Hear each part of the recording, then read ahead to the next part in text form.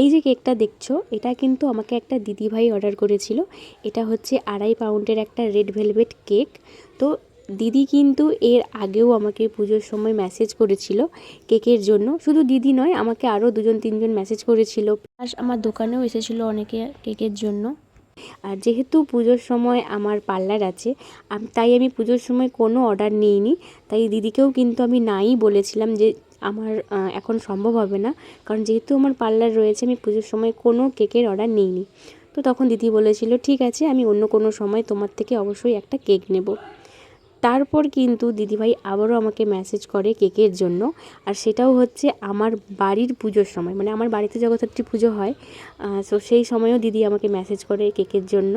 মানে এই যে কেকটা দেখছো, এই কেকটার জন্যই কিন্তু দিদি আমাকে মেসেজ করেছিল।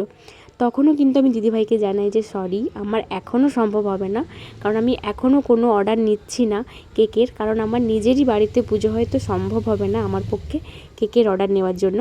তো দিদি বলে ঠিক আছে, তাহলে তুমি ফ্রি হয়েই আমাকে জানিও, তুমি যবে কেকটা আমাকে দেবে আমি তবেই এই বার্থডে সেলিব্রেশনটা করব।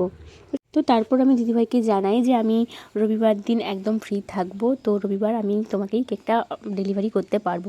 তো দিদিভাই বলে যে ঠিক আছে, তোমার কোনো অসুবিধা নেই, তুমি আমাকে রবিবারই দাও, রবিবার দিলে আমারও খুব সুবিধা হবে সেলিব্রেশন করতে।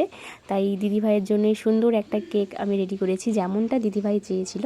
তো তোমরা একটু অবশ্যই আমাকে কমেন্ট করে জানিও এই কেকটা তোমাদের কেমন লেগেছে।